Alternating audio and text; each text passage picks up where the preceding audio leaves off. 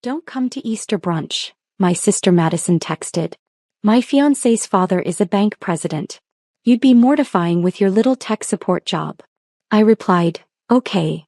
Tuesday morning at 9 a.m. that bank president, Richard Hartwell, entered my boardroom for an acquisition meeting. His eyes swept the room. The mahogany table, the floor-to-ceiling windows overlooking downtown, the Wall Street Journal profile framed on the wall with my face under the headline FinTech of the Year. How Maya Chen Built a $340 million Empire by age 32. He started screaming because his son Derek was standing beside him, about to pitch their bank services to my company, and they'd spent the entire weekend telling Madison how they'd elevate her family's status away from her failure sister. But let me back up. Because this story doesn't start in a boardroom. It starts 28 years ago when my parents decided which daughter would be the investment, and which would be the disappointment.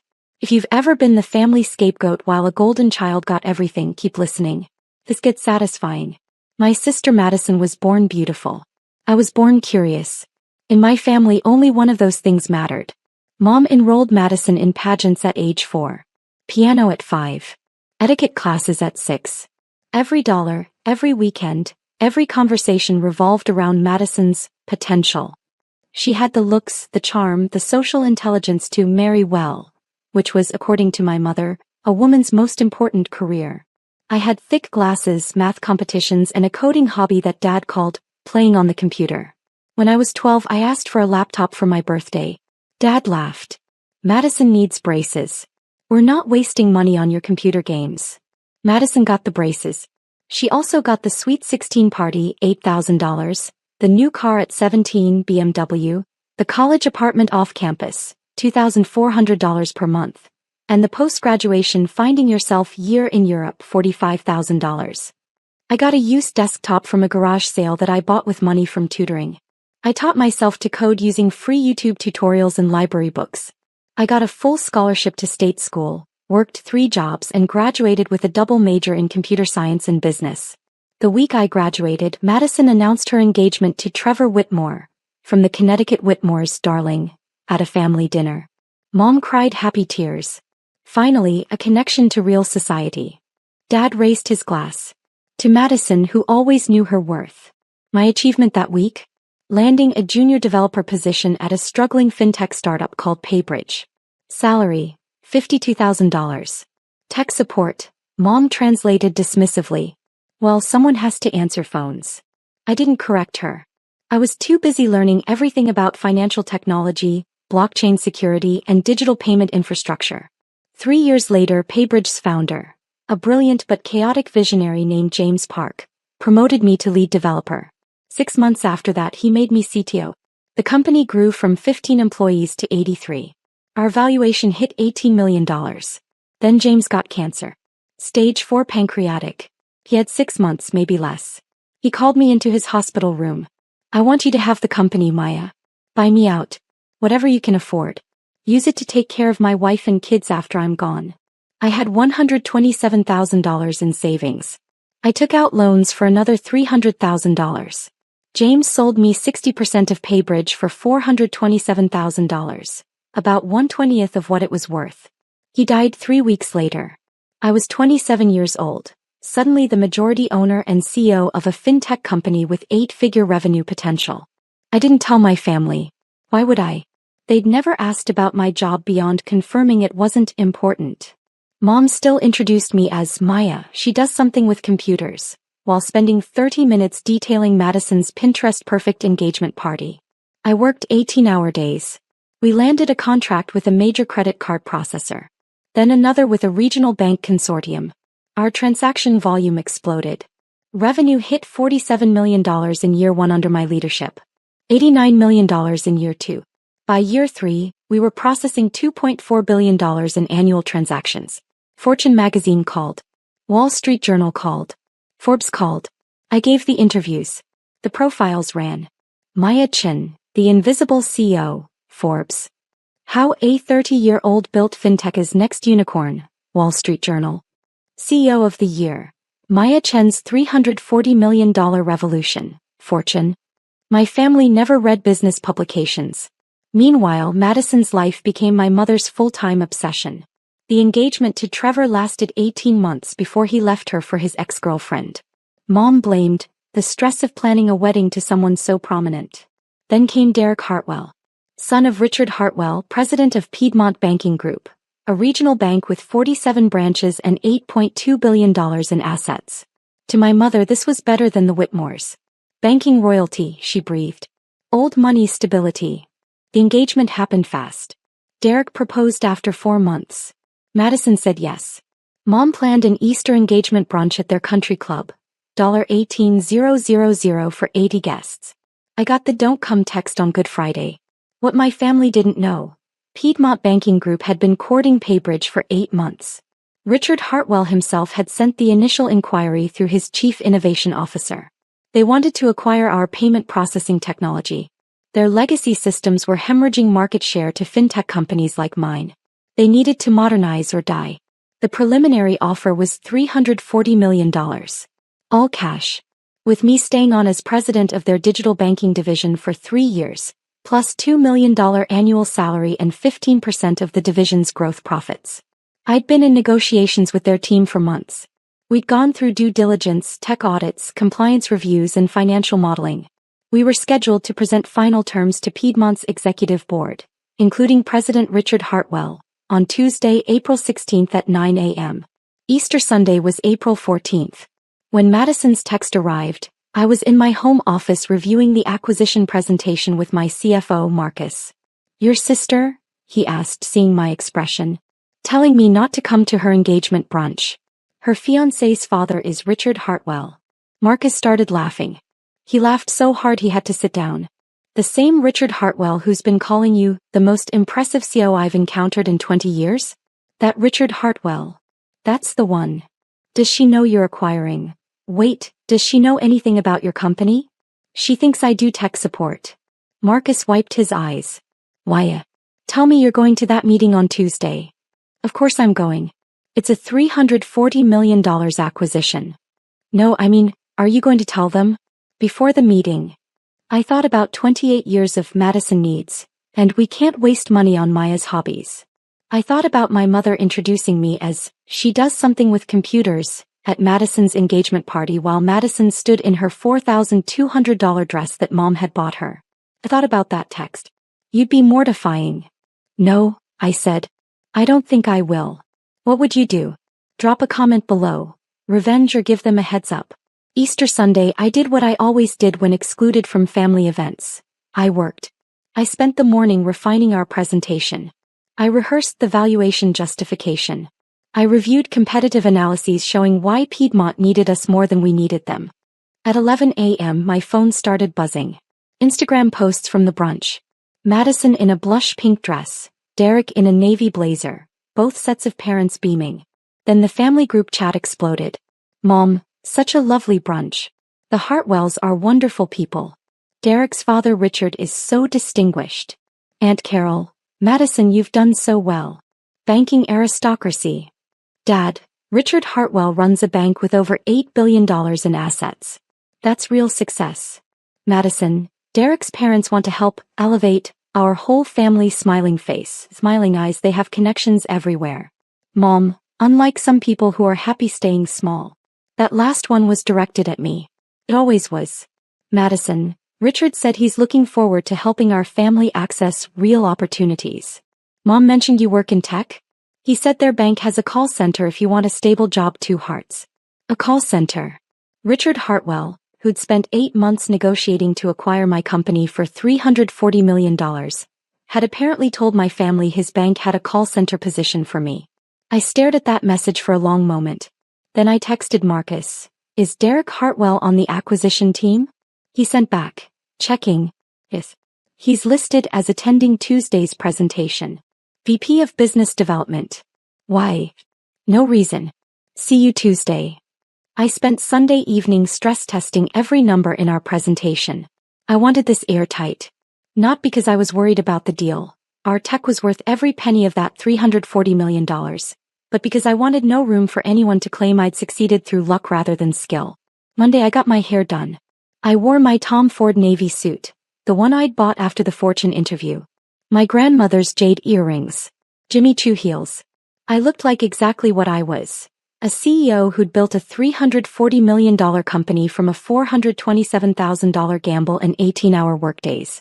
Monday evening, Madison posted a photo. Her and Derek at dinner, captioned, "Celebrating our future together. His parents are going to change our family's entire trajectory." I liked the photo. I commented, "Happy for you. Red heart." She replied privately, "Thanks, Maya.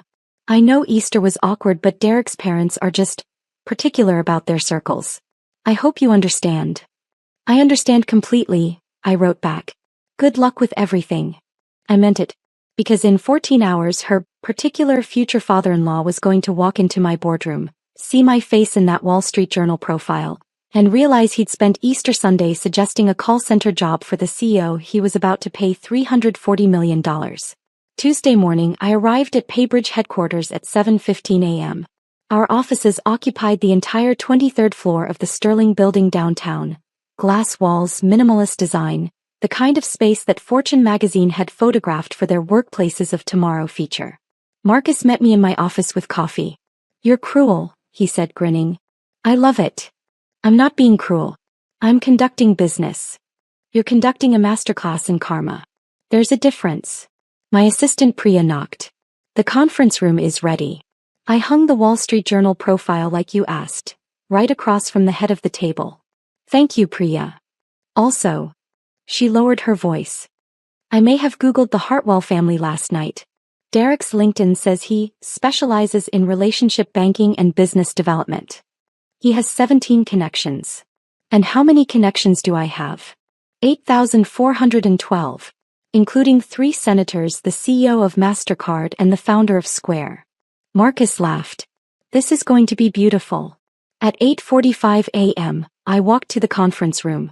The Wall Street Journal profile hung exactly where I'd requested. A 4-foot framed print showing me in front of our server room, headline in bold, "Fintech CEO of the Year, How Maya Chin Built a $340 million Empire by Age 32. Below it, the article excerpt, "I taught myself to code because no one thought I was worth investing in," Chin says. "Best motivation I ever had." Our team assembled. Marcus as CFO, Jennifer our CTO, David our Chief Compliance Officer, and Priya coordinating. Everyone knew about the family connection. Everyone was trying not to smile. "Professional," I reminded them. "This is a business transaction. Whatever happens personally is secondary." "Of course," Marcus said, absolutely failing to look professional. At 8:52 a.m. building security called. "Miss Chin, the Piedmont Banking Group delegation is here. Send them up." I stood at the window looking out over the city. 23 floors below, morning traffic crawled through downtown. From here you could see the Piedmont Banking Group headquarters. A traditional stone building, old money architecture, everything my family thought represented real success. In 8 minutes, the president of that building was going to realize that the daughter he'd suggested for a call center position was the CEO he'd been negotiating with for 8 months. "They're in the elevator," Priya called. I turned from the window. Smoothed my suit jacket. Checked my reflection in the glass. Composed, professional, powerful. The elevator timed. Richard Hartwell entered first. 62, silver hair, Brooks Brothers suit, the assured stride of someone who'd never been told no. Behind him, 3 executives I'd been negotiating with via video calls. Susan Park, Chief Innovation Officer, Thomas Brennan, General Counsel, and Michael Torres, CFO. And Derek. 29, sandy hair, navy suit that cost less than my shoes. He carried a leather portfolio embossed with Piedmont's logo. They all stopped in the doorway. Not because of me, I was standing to the side. They stopped because of the Wall Street Journal profile hanging on the wall. 4 feet wide. My face. That headline. Richard's eyes went to the profile. Then swept the room. The glass walls, the view, the technology displays showing our real-time transaction processing. Then to me. "Miss Chin," he said slowly. "Why Chin?" "Mr. Hartwell. Welcome to PayBridge." I extended my hand. "I believe we have an acquisition to finalize." His face went through several emotions. Confusion, recognition, disbelief, and then something close to horror. Derek made a choking sound. "Maya? Madison's sister Maya?" "Hello, Derek. Congratulations on your engagement." "You're..." Richard looked at the Wall Street Journal profile, then back to me. You're Maya-chan. The Maya-chan. PayBridge's founder and CEO. That's correct. Please sit. I gestured to the conference table. No one moved. There must be some mistake, Derek stammered. You work in tech support, Mom said. Madison said you answer phones for some startup. I did answer phones, I said calmly. In 2017 when we had 15 employees and I was doing every job that needed doing. Now we have 247 employees, and I focus primarily on strategy and acquisitions. I looked at Richard. Like this one. Susan Park, their CIO who I'd actually enjoyed working with, had started to smile. Mr. Hartwell, we've been negotiating with Ms. Chen for 8 months. She's been the primary contact for all technical and strategic discussions. But, Easter, Richard said, his voice faint. We had Easter brunch. Derek said his fiancé had a sister who worked in tech. We thought. He trailed off, understanding dawning. Oh my God. You suggested I might be interested in a call center position, I said pleasantly. Through my sister. It was thoughtful. Derek had gone pale. I told Madison my parents could help your whole family access real opportunities. I said my father runs a bank with over $8 billion in assets. $8.2 billion, I corrected. As of Q4 last year. Though your operational costs are running high, about 73% of revenue, which is why you're losing market share to digital-first competitors. It's in the analysis we prepared. I nodded to Marcus, who slid bound presentations across the table. This can't be happening, Derek whispered. But it was happening. And I was just getting started. Gentlemen, Miss Park, please sit. We have a lot to cover.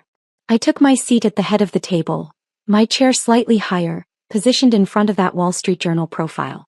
They sat slowly. Richard looked like he was attending his own funeral. Derek kept staring at me like I'd sprouted a second head. Let's begin with the valuation, I said. Marcus advanced the presentation on the screen. $340 million all cash. This is based on PayBridge's current transaction volume of $2.4 billion annually, our growth rate of 340% over 3 years, and our proprietary security architecture that your compliance team valued at $120 million alone. 47 companies tried to recruit or acquire us last year, Jennifer added. We're only at this table because Ms. Chen specifically wanted to work with a regional bank that could benefit most from modernization. That's very generous, Thomas Brennan said carefully. He was the only one who seemed to have recovered his composure. It's strategic, I corrected. Your bank has strong regional presence but antiquated infrastructure. We have cutting-edge technology but want deeper integration with traditional banking systems. It's complementary. Ms. Chen, Richard finally spoke. His voice was steady but his hands trembled slightly. I owe you an apology. Several apologies. Easter Sunday I suggested. I implied that I might be suitable for a call center position. Yes. I didn't know. You didn't ask. I kept my voice level, professional. In 8 months of negotiations, you never asked your son who his fiancée's sister was. You never asked Madison what I actually did. You made assumptions based on limited information. I paused. It's a common mistake in business. Making decisions without complete data. The room was silent. However, I continued, personal matters aside, this is a sound acquisition. Your bank needs our technology. We want your infrastructure. The deal makes sense for both parties. Unless you don't want to work with me anymore, Derek said suddenly. He sounded panicked. Because of Madison. Because we didn't. Because Easter. I looked at him. Really looked at him. 29 years old, VP title he probably got because of his father, terrified that his personal life had just destroyed his professional credibility. For a moment, just a moment, I almost felt sorry for him. Then I remembered Madison's text, you'd be mortifying. Derek, I'm not emotional about business. If this acquisition makes financial sense, my feelings about Easter Sunday are irrelevant. I turned to Richard. But I do have one question before we proceed. Anything, Richard said immediately. The division I'd be running. Digital banking, $2 million annual salary, 15% of growth profits. Is that offer still on the table? Yes, Richard said. Absolutely yes. Ms. Chen, that offer was made because you're the most capable executive I've encountered in 2 decades of banking. Nothing that happens Sunday changes your qualifications. Good. Because I'm accepting. I slid a signed letter across the table. My attorneys reviewed the terms. I'm ready to proceed. Relief flooded Richard's face. Then confusion. You're accepting? Even though you suggested I work in a call center? Yes. I smiled. Mr. Hartwell, here's what you don't understand. For 28 years my family told me I wasn't worth investing in. They were wrong.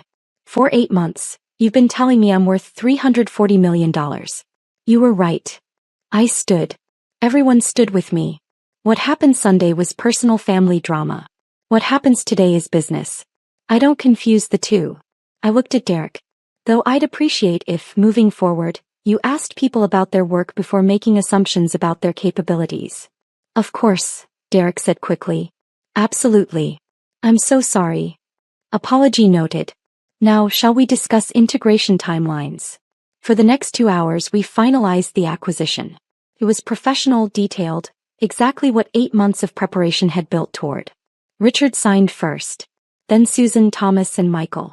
Finally Derek, his hand shaking slightly as he added his name to the document that made me $340 million richer, and his boss.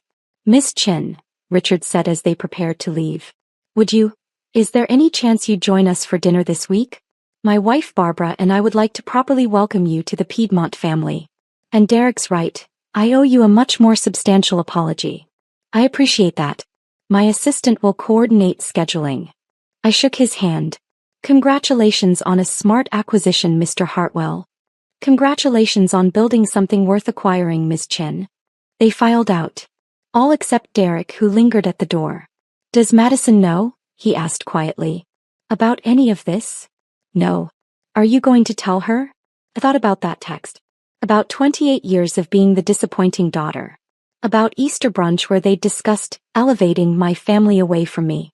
Actually, I said, I think I'll let you tell her. Tonight when you explain why you're suddenly working for her tech support sister. Derek's face went pale. She's going to, oh God. Yes, I agreed. She is. Derek left. Marcus shut the conference room door and started laughing. That was the most professionally savage thing I've ever witnessed, he said. You made him grovel while finalizing a deal where you become his boss. I didn't make him do anything. I conducted business. Why? You conducted a masterclass in power dynamics. There's a difference. My phone rang. Madison. I let it go to voicemail. She called again. And again. Finally I answered. Hi, Madison. Why? Her voice was shrill. Derek just called.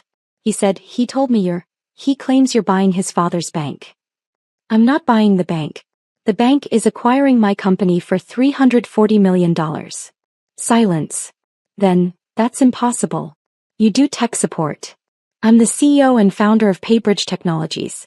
We process $2.4 billion in annual transactions. Forbes named me one of their 30 under 30. Fortune did a cover story. Wall Street Journal profiled me last month.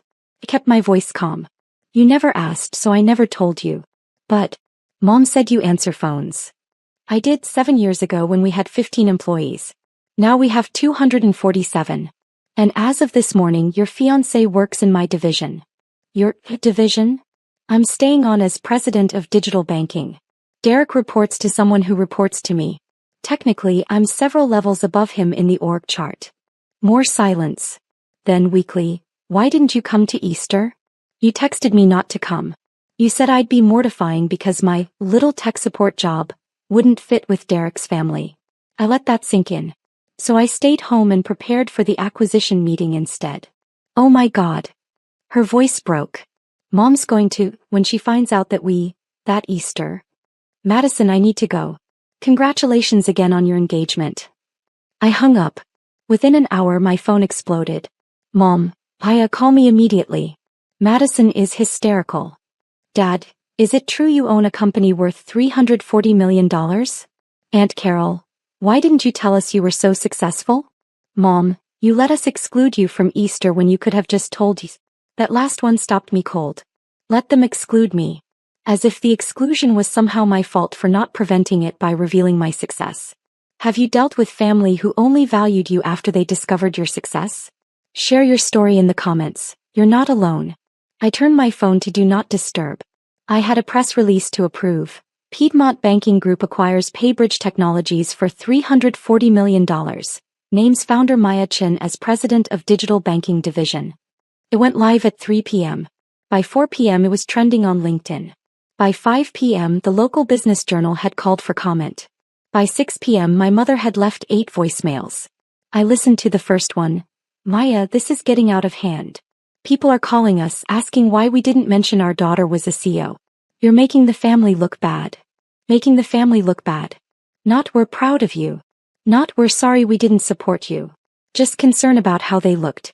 I deleted the voicemails without listening to the rest. The wedding happened 4 months later.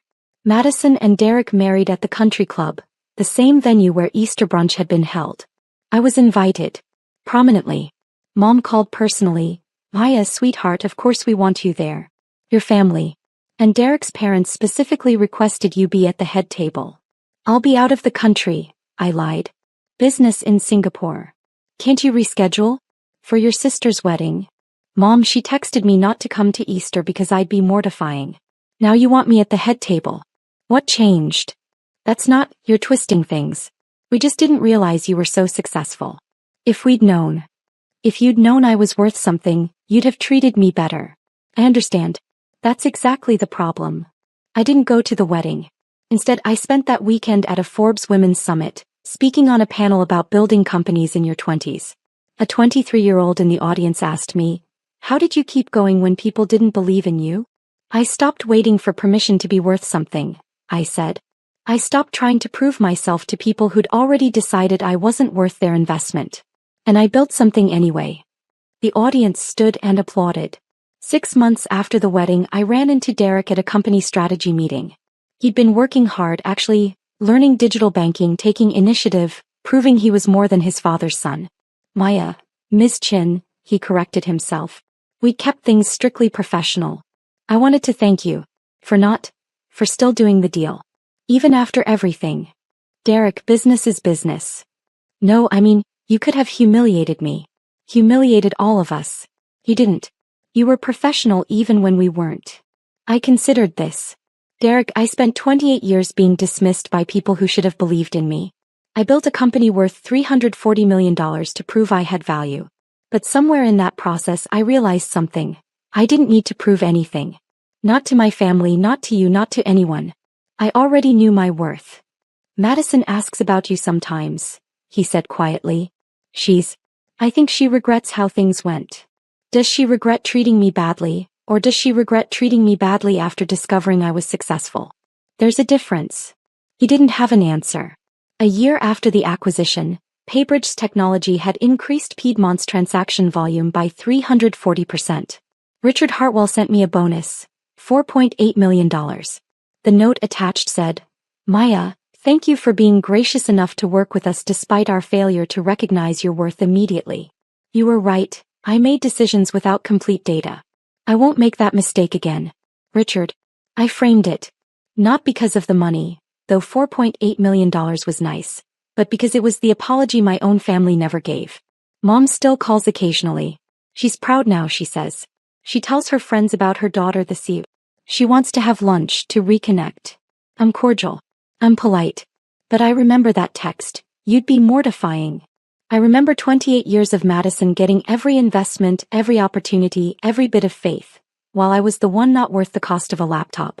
And I remember learning the most valuable lesson of my life. The people who should love you unconditionally but don't, they're not your family. They're just relatives. My real family was James Park, who sold me a company for a fraction of its value because he believed in me. Marcus, who stood beside me through every sleepless night. Jennifer, Priya, David. People who saw my capability before they knew my net worth. Those are the people who get my time now. Those are the people who earned it. If this story resonated with you, share it with someone who needs to hear it. Sometimes the family that raises us isn't the family that values us, and that's okay. Build your own table. Fill it with people who saw your worth all along. And let everyone else see that Wall Street Journal profile and wonder what they missed.